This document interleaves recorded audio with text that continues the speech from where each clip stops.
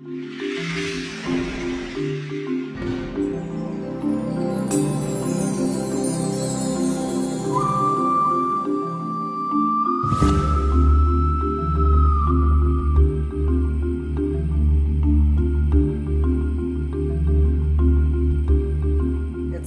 wonderful, wonderful to be here. So I'm going to give you a little background first about CNVs in my favorite psychiatric illness, which is schizophrenia, and then I'm going to put you through 22q11.2 deletion syndrome from the adult perspective, which is, I think, more relevant to those of us interested in most psychiatric illnesses, and finish up with the genetic counseling aspect. So just to reemphasize what I think some of the themes of this meeting have been, that genetic heterogeneity, we have to embrace it because it's the reality. There are many variants both within individuals and between individuals, and but the clinically relevant CNVs really represent a sea change for psychiatry, because this is a field where we have basically no history of genetic testing, quite different genetic architecture and different history from the neurologists, for example, with seizure disorders, where they've been used to having single gene mutations testing for years, and they've totally embraced genetic testing. So again, another theme, the phenotype differs depending on your case finding strategy. So George has just given us an example of case finding where you are biased towards survival and health and wealth in individuals in the UK. But I think that we can, I don't know if this, is there, I don't know if, oh, does that work? Oh, good, it does. All right, so from a research perspective, we're in our little domains, right? Looking at schizophrenia, looking at other psychiatric adult onset, but most of the work, particularly with respect to copy number variation, has been in the pediatric and developmental diseases. So epilepsy, I mentioned, autism, obviously, mental retardation or intellectual disability, and birth defects, leading to the discovery of rare copy number variation.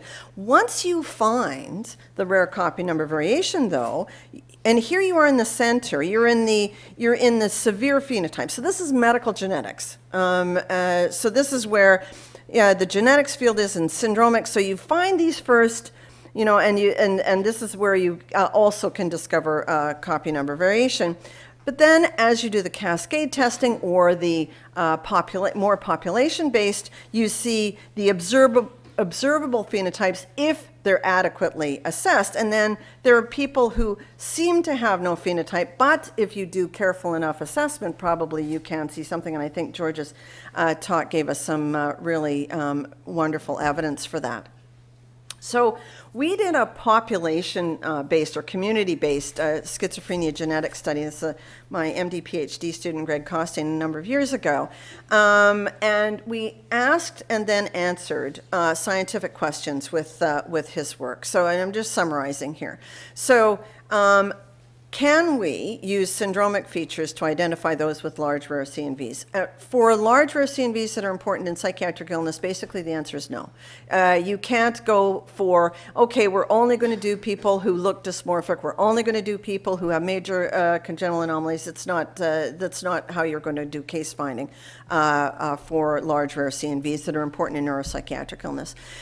Did we find an enrichment of rare, large rare CNVs? Definitely, particularly the large ones, which are most often multigenic. I think the main exception would be the Nerexin-1 copy number variation, so a major enrichment in this community sample, particularly those that you know, involve multiple genes, but where any size involving exons were enriched, and rare is the key thing here. What's the potential relevance of clinical genetic testing for rare CNVs? Well, we found 1 in 19 unrelated patients with schizophrenia in this community sample had a large, rare, clinically relevant CNV. So definitely important. And that included some with chromosomal abnormalities. So much like Christina was mentioning as well.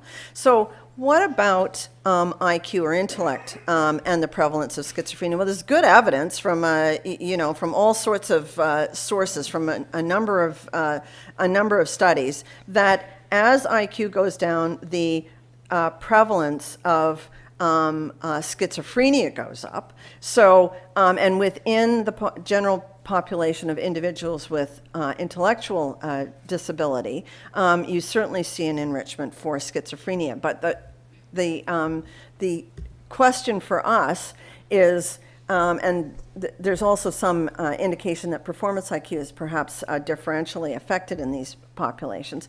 My next PhD student looked at the question of pathogenic CNVs in schizophrenia and the impact of IQ.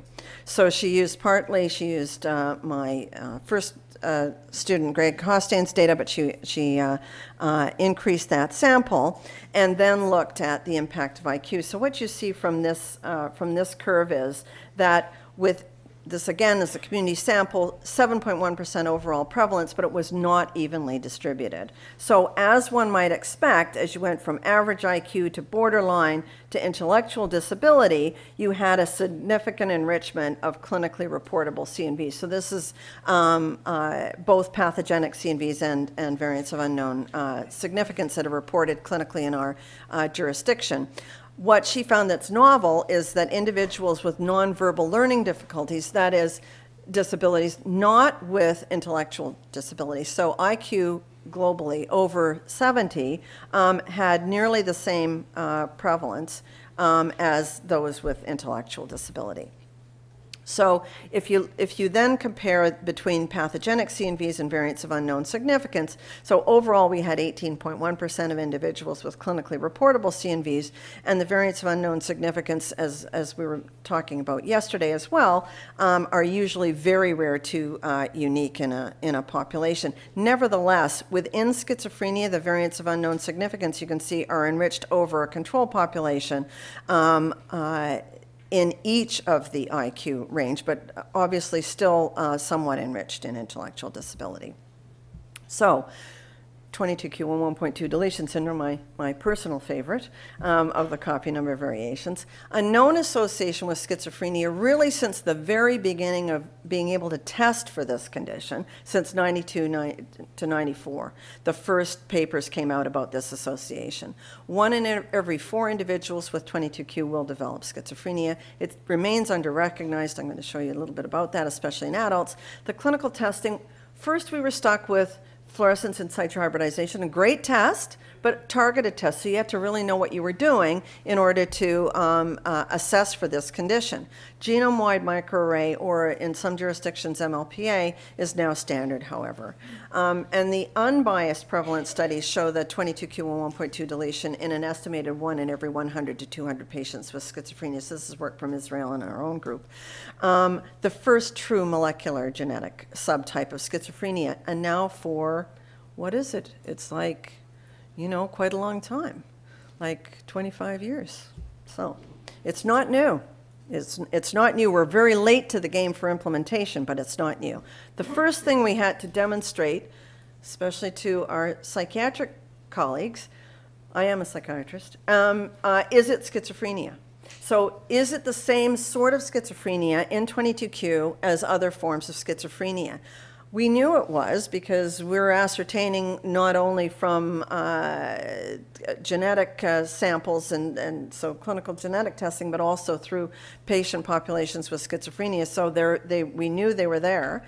The average age at onset, typical signs and symptoms, meet all the DSM criteria, typical research, structural MRI findings. So can you use the schizophrenia symptoms to find these patients? I would say no. So that's not how to do the case finding for 22q.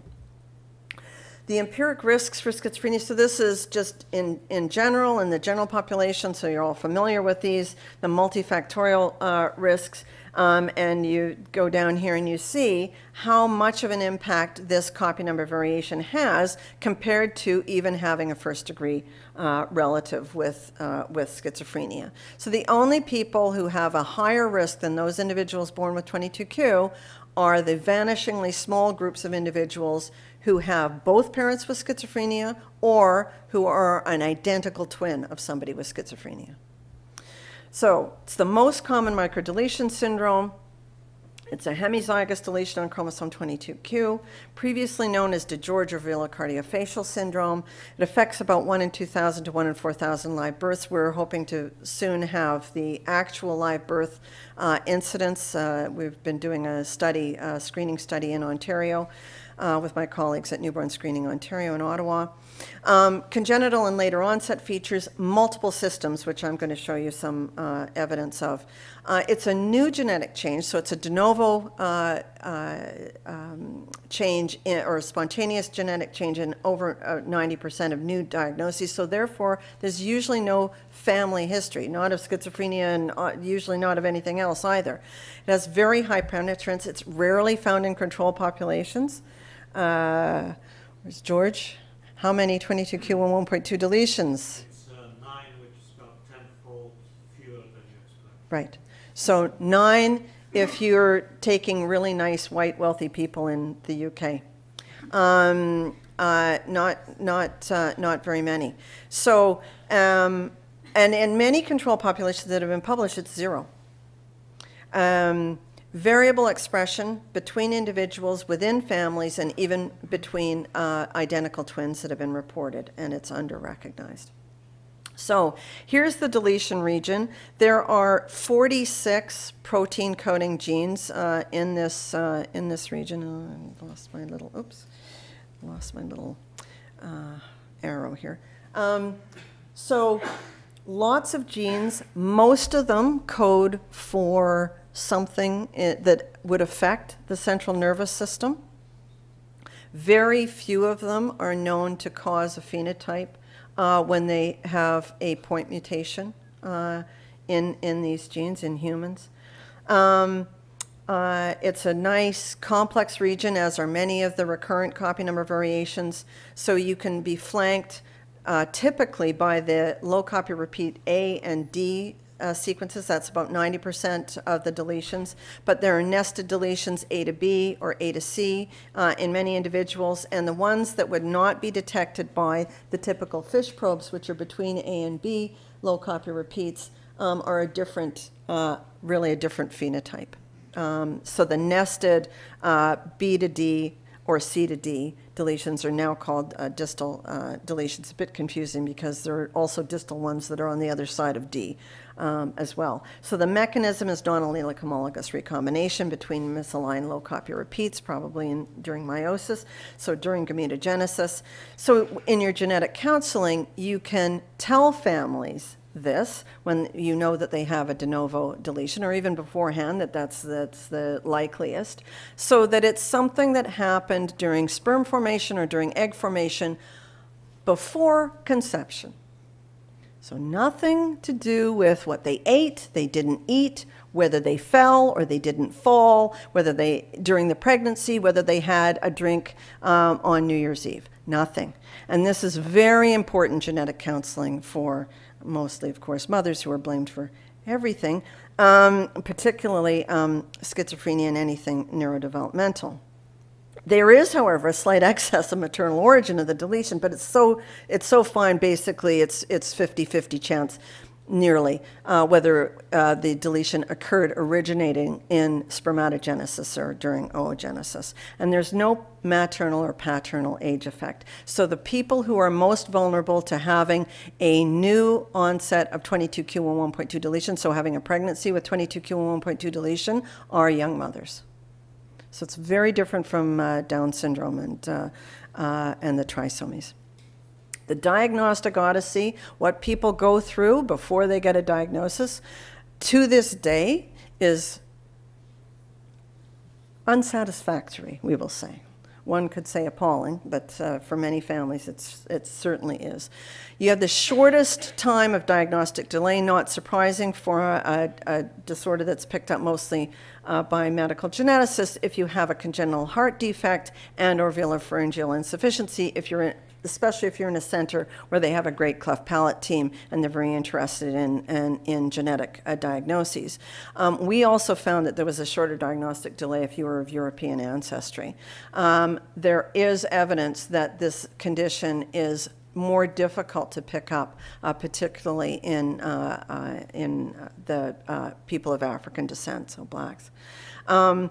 So we looked at how long the diagnostic delay was after the molecular testing became available. So of course it's worst for people who were already children or adults in the molecular era, but we chummed up with my colleague Donna McDonald-McGinnon and colleagues at the Children's Hospital of Philadelphia, and we looked at at some of their children. So recent diagnoses, children born 1998 or after. And this is in, the premier center in the world, and in Philadelphia, still the average delay was 1.6 years. It's still not right to be this long. Our patients on average had seen 7 specialists before they got a diagnosis. So we see adults with 22q and 1.2 deletion syndrome. We have, I think it's the world's first clinic for adults with 22q. We're located in the Toronto General Hospital. We started because we got a private donation from a wealthy family who had a daughter with 22q. Historically, though, we've been seeing patients with this condition before we actually could do the testing. Through our research program at the Center for Addiction and Mental Health. So we follow adults from 17, or if they come across the street from sick kids, if they're sick with a psychiatric illness, they come earlier, and we follow them longitudinally, so we're lifelong. And we work jointly with our colleagues in the Adult Congenital Heart Disease Clinic, which is world famous at the Toronto General Hospital. So we've seen over 360 adults with 22q. The health issues change over time. In infants, which is what's mostly in the literature, it's birth defects, feeding difficulties, developmental delays. In children, it's all about the speech delay, the school problems and palatal problems, and starting of some attentional and emotional problems. And adults, what every parent wants to know, it's all about the functioning, the learning difficulties, and the fears of psychiatric illness, so treatable psychiatric illness and treatable medical problems, which are present throughout but accumulate over time, which I'm going to show you. So we have a variable burden of illness, even within a group of individuals who all have the same copy number variation.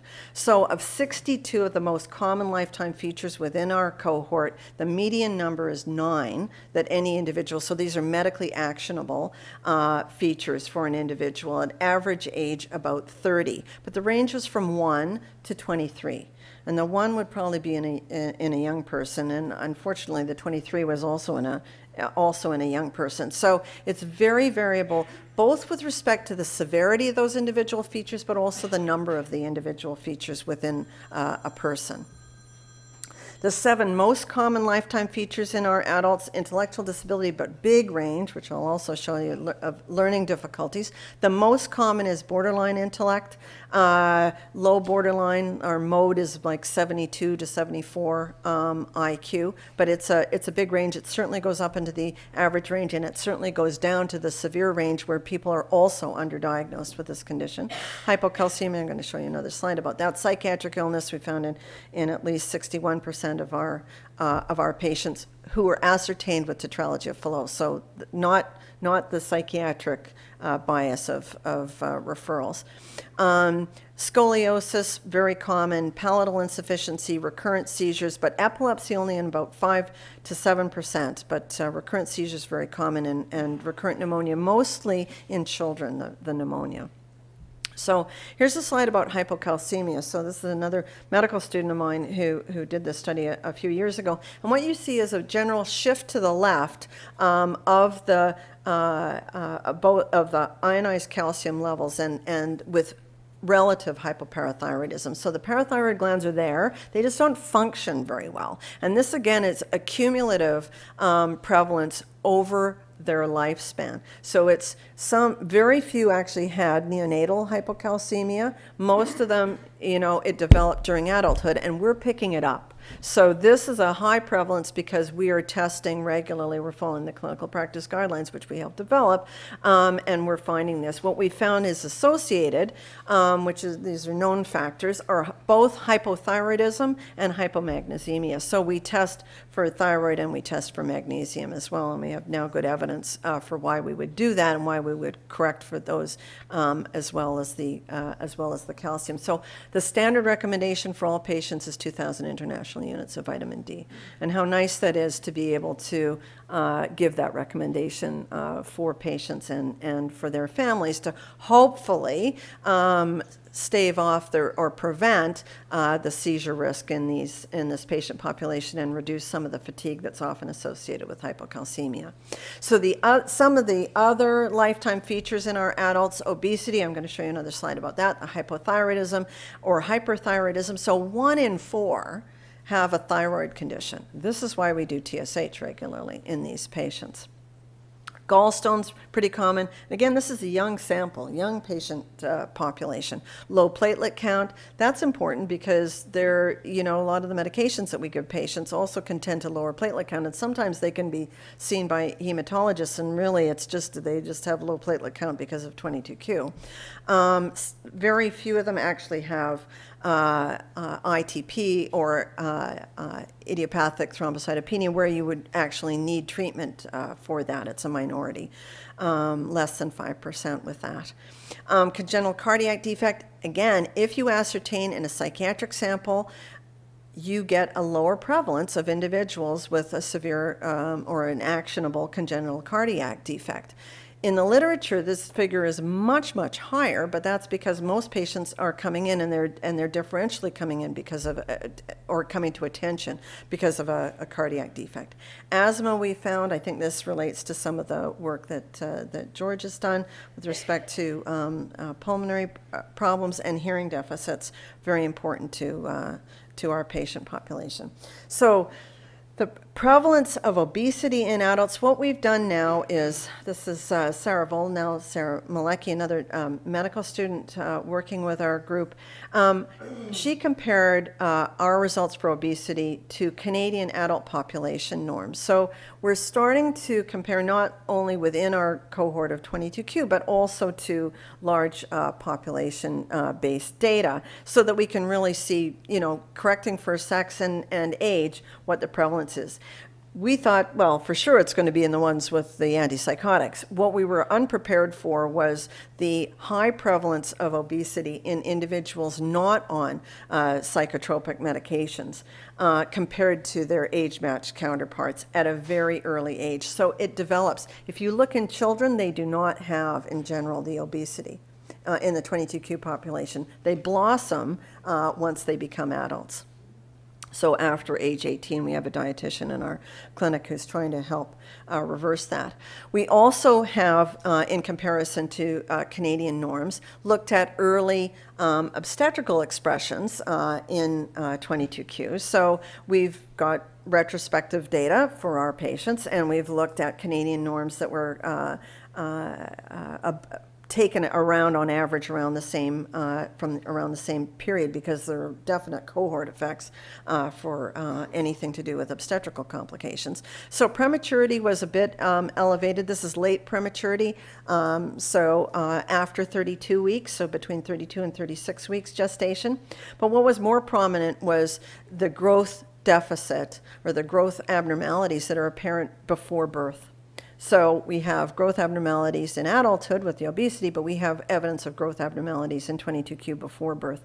So an odds ratio of 8.25 for a pretty strict definition of small for gestational age, less than the 3rd percentile, and 5.76 if you brought that out to less than the 10th percentile. Recently, this is a paper that's now in press in Genetics and Medicine. We've looked at the multimorbidity, so the overall burden of medical illnesses in our adult 22q group, compared with an amazing, which I never knew about, Canadian population study that Statistics Canada has been doing very quietly. So we actually pulled together 4 time points worth of data. So we've now given that back to StatsCan. What they did is incredible what they did. They went to representative households across the entire country for everybody, overall children, from children to age 79, and they said, show us your medications. And people did. It's unbelievable. It's just absolutely incredible that they've done this. So they collected medication data at one point in time, and we did. My student had already done this for our patient population, and we had just used what's called ATC classification, so anatomic and therapeutic classifications. This is a standard drug classification that they had used for the Canadian population study. How fortuitous. So then we were able to compare our time point with 22q to the Canadian Health Measures Survey data for all of our individuals with a typical 22q deletion for whom we had that sufficient data. And so it was a very similar time point, so similar data between the two samples. And we used a very conservative definition for multimorbidity, people on 5 or more concurrent medications. And you look at our age, our median age is 27.8 for our patients. And here are the results. So our patients, and the StatsCan data, it always comes lumped. Like any statistical data from the government, at least our government. So we were able to compare within the 25 to 44-year age group, which is our most prominent, our most prevalent age group for 22q, to the population. But we had to also compare to the population-based data 45 to 64 and those 65 to 69 to get to a point where our patients' multimorbidity was the same as the Canadian general population's multimorbidity with respect to being on 5 or more medications. So this was the case even after we excluded those on antipsychotic medications. The odds ratio was still 5.8 for the age-matched group of our patients. So when we corrected for the ones that were not on antipsychotic medications, they were the same as the population age 45 to 64. So really an amazing and a very, very comparable to George's data, I would say, like globally for the copy number variation, except we have a lot more data on our individual patients. So it's a very detailed paper. So we've done odds ratios for every one of these medication classes. So I'm concentrating on the here on the medical medications, and it's consistent with what we had previously reported were high prevalence illnesses in 22q. So the thyroid preparations, obviously vitamin D, because we're giving it to the patients, but also for some elevation in other areas of medicine that we wouldn't otherwise have suspected. And again, I think consistent with George's data, we found the puffers were being used more in our patients, especially in the 25 to 44-year age group. And then, of course, for the psychotropic or neurologic and psychotropic medications, I mean, obviously the antipsychotics for our patient population, but also look at the antiepileptics, antidepressants, and then as you age in 22q, the dopaminergic agents for Parkinson's disease and also the anticholinergic agents the same.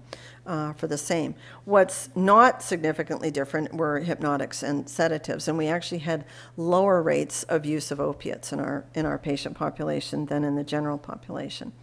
So the contributors, the main contributors, again, I think maybe probably obvious. Age to greater multimorbidity within our group of patients with 22q, but also the psychotic illness. Intellectual disability did not reach statistical significance. I think it's probably a bit of a power issue. Sex did nothing, and neither, rather surprisingly, did serious congenital cardiac defects. But remember, this is medication-based, not surgical-based treatment. Now I'm going to show you where the patients go before they come into a study that starts at age 40 and goes to age, what was your highest age, George? It's like 70? No, average 65. What was it? Yeah, about 60. So this is one of the reasons that you may not see too many patients with 22. There are many reasons, but this is certainly one of them. So we've redone we did a study of mortality 10 years ago, and we've redone it now because we've had a lot more deaths. But what's interesting is we have a little bit better survival now, by about 5 years since our last assessment, our last look at this data. So we compared to unaffected siblings. So the same family, same families, but the unaffected siblings. We now had 6 deaths. We had 0 before. So the median age at death for our patients with 22q is 46. Big range, 18 to 68.6. But I think the most important thing is the probability of survival. So the probability of survival within our patient population now is 92% to age 40, but it's 78% to age 50, whereas it's 100% for their unaffected siblings. But they're dying on average. I mean, compared to the Canadian population, and we compared them to their parents as well in this study, about at least 30 years early. This time, though, we had enough power to compare those with and without a major congenital cardiac defect. We had no significant difference before, but now we can clearly see that the median age at death is different, which is not too surprising for those with a major congenital cardiac defect. So this would be something like tetralogy of Fallot or more severe. There, the median age at death was 37.3. If you don't have a major congenital cardiac defect, your median age at death in our sample is 50.7, and we had about 50-50, the patients in those 2 main categories. And again, you see the probability of survival. For those with a major congenital cardiac defect, 82% to age 40, 63% live to age 50. And this is, again, in a major center where they're being followed in a clinic, especially for 22q, and they have the best cardiac care anywhere with our adult congenital cardiac team. So these are good. These are like the best for a rather general population of 22q. So again, the predictors of mortality within our 309 adults with 22q compared with their 469 unaffected siblings. The deletion itself was the biggest risk factor, followed by the major congenital cardiac defect. And again, intellectual disability did not reach significance, although the hazard ratio was higher, and nor did psychotic illness, and sex didn't play a role. So the causes of death, predominantly cardiovascular. This is the case, though, even for those without a major congenital cardiac defect.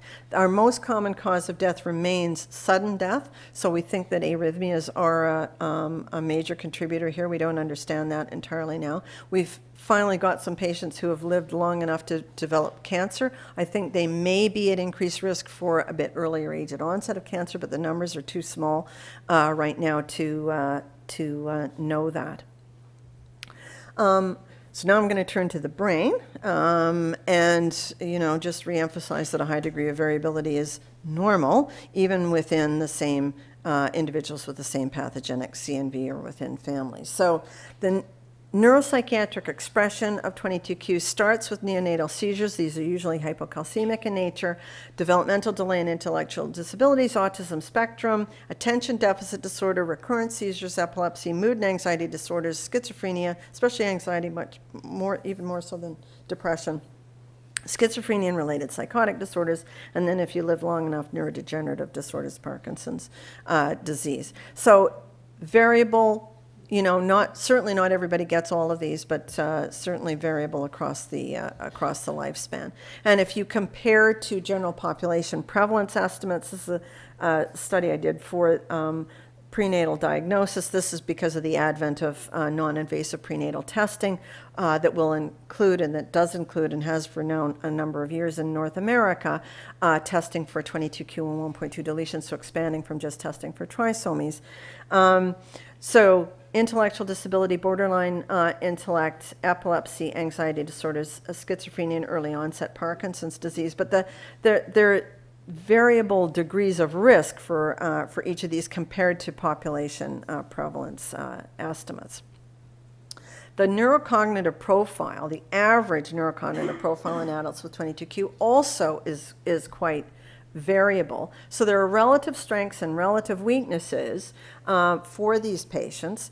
What was interesting to us, and I think really consistent with what we find in the clinic, is that they had a relative strength for verbal recognition. So they're best with a prompt. So that you give them a prompt, they do much better. And relatively speaking, they were better with visual memory than verbal if you compared the two on retention. Motor, terrible. The worst, and again, this is whether they had psychotic illness, that's the green line, or schizophrenia, that's the red line, and the blue is the average. We found that executive functioning predicts, executive test scores predicted functioning, and I think this is along the lines of with what George was presenting, and also Christina too, but highly variable from person to person. But on average, you can see the profile within 22q if you do really extensive testing. So epilepsy and seizures, lifetime prevalence 5 to 7%.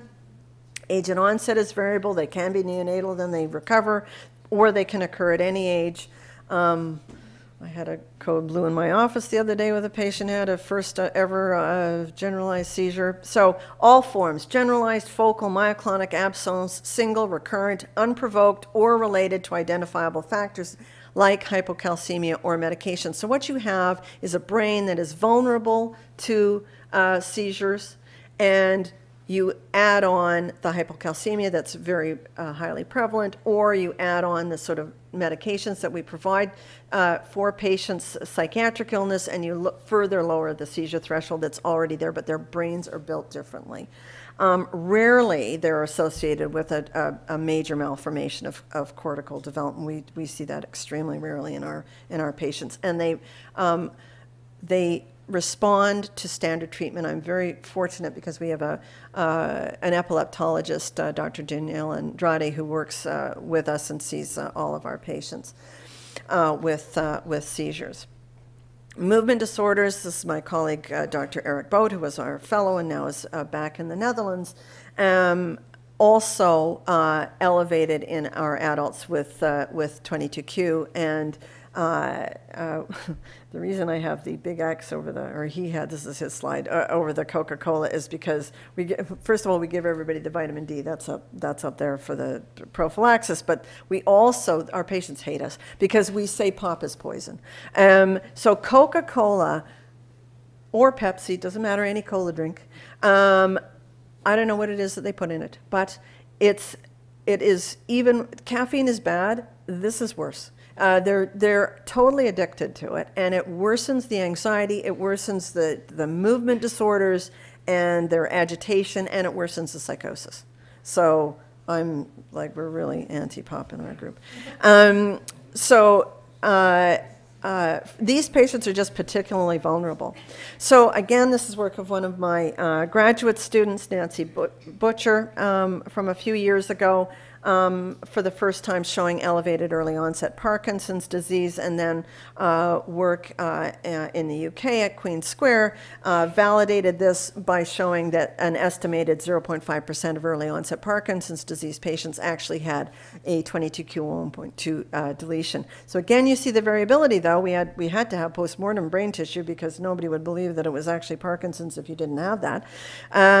So we found typical alpha-synuclein positive Lewy bodies in 2 cases, but of course they weren't there in the 3rd case where we had postmortem brain tissue.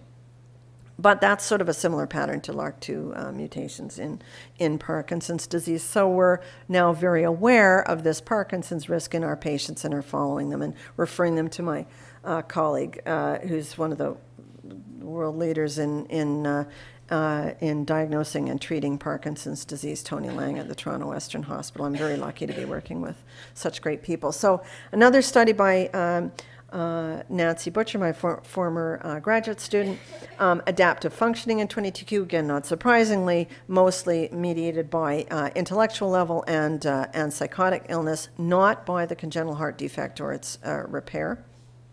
So now to the management and genetic counseling, how we care for these patients. So We have a terrific international consortium. I cannot emphasize this enough. If you have your favorite copy number variation, get your international colleagues together. We've been working together now since early 90s. We started, and so we've developed practical guidelines for children, and then more recently for adults. And we've done various research projects together, as well as the clinical work to get these guidelines together. But you need a critical mass of patients and expertise and interest in the area. So it's a multi-system disease, evolving expression. We do targeted investigations and monitoring for this condition, including ionized calcium, emphasizing that it's worse with biological stress, for example, surgery. So I'm working with my surgical colleagues as well.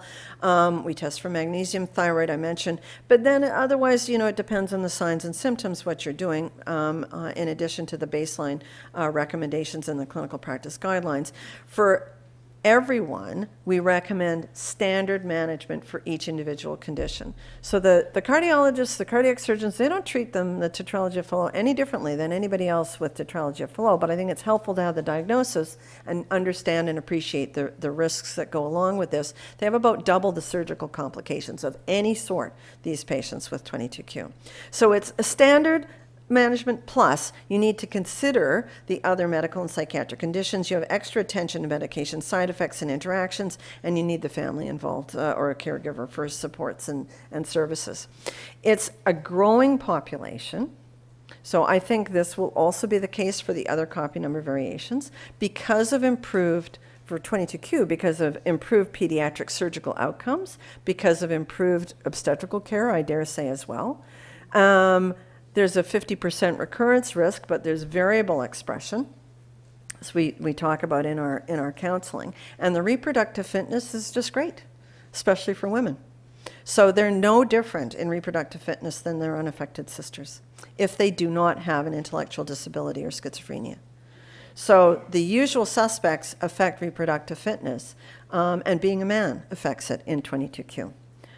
Even over and above the actual diagnosis of a psychotic illness or intellectual disability. Lots of issues to consider: assortative mating, who is attracted to your patients with the copy number variation, and who are they attracted to. There's a fair number of our patients who are attracted to other people with other copy number variations, for example, and we see this as normal in the general population.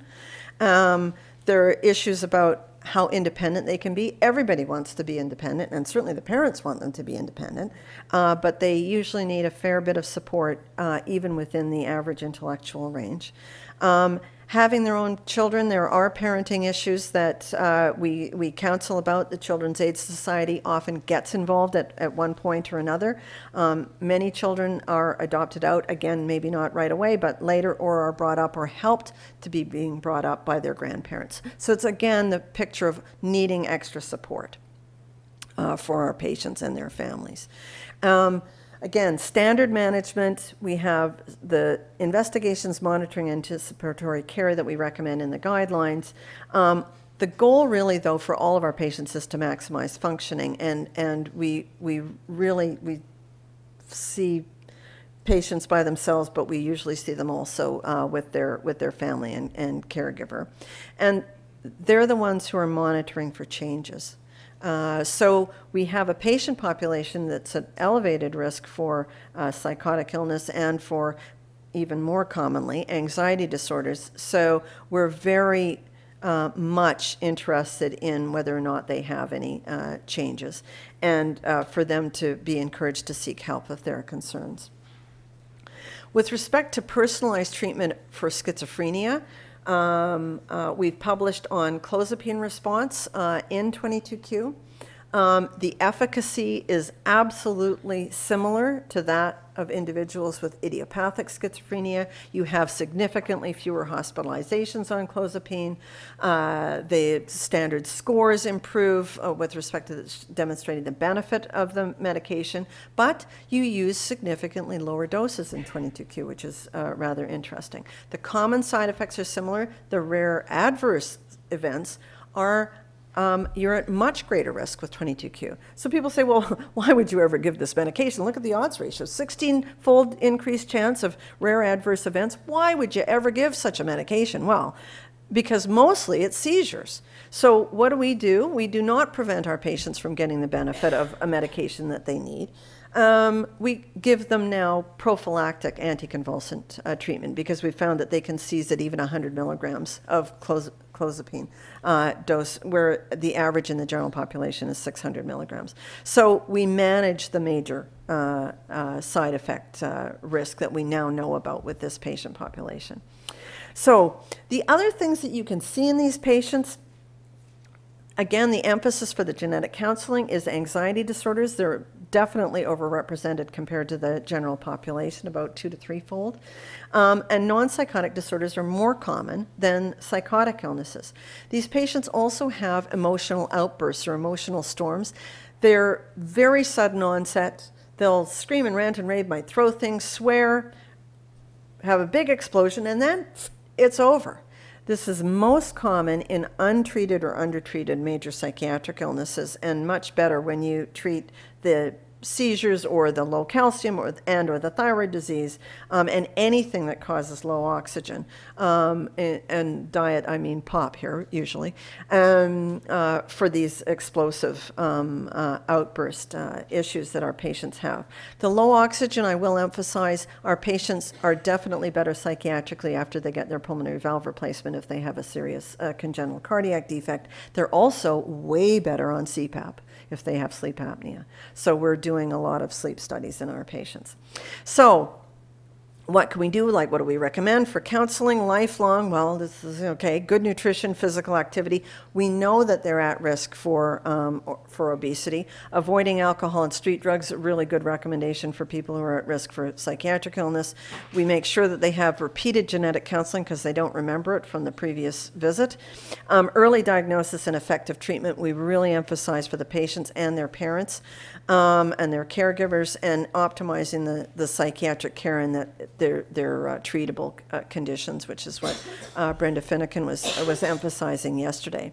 So from a research perspective, but also from a clinical perspective, we have the opportunity with these patients to think about preventive care for things like schizophrenia. So because 1 in every 4 will develop, that means 3 of every 4 will not develop a major psychotic illness. We capitalize on the power conveyed by this relative genetic homogeneity to study the additional risk factors for schizophrenia. So we compare them with and without a specific feature. So we compare with and without major congenital cardiac defect, with and without schizophrenia.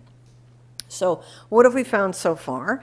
Well, what we haven't found is there's no association with those individuals who have been diagnosed with an autism spectrum disorder. And this is our retrospective work, but also prospective work by my colleagues Jacob Vorsman and Anja Fiksinski in the Netherlands, in Utrecht. I'm going to talk about intellectual level separately, not per se, but overall there is an important feature for intellectual level with respect to risk. Congenital heart defects, no. So this is, again, this is a big fear of, oh well, they're on a heart-lung machine, they're all hypoxic. No, it's the 22q11.2 deletion that is associated with intellectual disability or with the risk for schizophrenia, not the heart defect. Very important for counseling. Hypocalcemia, no. Mood and anxiety disorders, not in our patient population. The COMT functional SNP, the single nucleotide polymorphism, so common variant in COMT that everybody's looked at up and down and sideways, absolutely not. The parent of origin of the 22q11.2 deletion, parental age, other large rare CNVs, well, in our initial work, we did not find that, and certainly that's still the case for parental age and the parent of origin. In our international consortium, before that formed, we've looked at what predicts schizophrenia. So decline in social functioning, very similar to general population schizophrenia. Decline in intellect, This is my colleague Jacob Vorsman. He was in Utrecht and now is next door at the Hospital for Sick Children in Toronto. Decline in intellect starts at around age 11 in 22q11.2 deletion, and particularly the verbal IQ decline tends to predict psychotic illness. So the odds ratio was 2.49 within our international cohort. But baseline verbal IQ also had some effect for risk for psychosis. In other work by a psychiatric, no, was a medical student, now a psychiatric resident working with our group, Lily Van, looked at so-called obstetrical complications, or rather the growth abnormalities, abnormal fetal growth and preterm birth with respect to risk for schizophrenia, and found some evidence for that in a study in 2016. I mentioned before that the structural on a research basis, structural MRI findings are similar in 22q as they are in the general population. We published that a number of years ago in 2011, and what we have now is an international consortium study called Enigma that has found very similar things, comparing again within 22q schizophrenia versus non-psychotic. And this is the first of a series of such structural and it'll be also functional brain imaging findings. So when this was a fortuitous consortium that really capitalized on the fact that we had been a group working together internationally for many years, and funded by the National Institute of Mental Health in the United States. So for people who had available DNA and they had phenotypes all ready to go, you could come into this consortium and get whole genome sequencing done. So we have whole genome sequence data now for 1,450 patients worldwide with 22q11.2 deletions. And our hypothesis here, our initial hypothesis, is that the deletion acts as a global threshold lowering change upon which other factors, genetic factors, rare and common, act to modify risk for schizophrenia. So the main aim was to analyze genome-wide, so whole genome sequence data for over 300 adults, and we've been successful because we've done 435 of European descent, about half with schizophrenia and about half age 25 and older with no psychotic illness, so fairly through their age at risk, to identify genetic risk factors. So we published on this a couple of years ago in the American Journal on rare structural variants, so additional rare copy number variation where we do see a signal in the rest of the genome for risk for schizophrenia. Now we have a paper under review with respect to the rare coding sequence variants and polygenic risk, which appears to be very similar to what's in the general population for schizophrenia. So from this study so far, our findings really support a multigenic hypothesis for schizophrenia.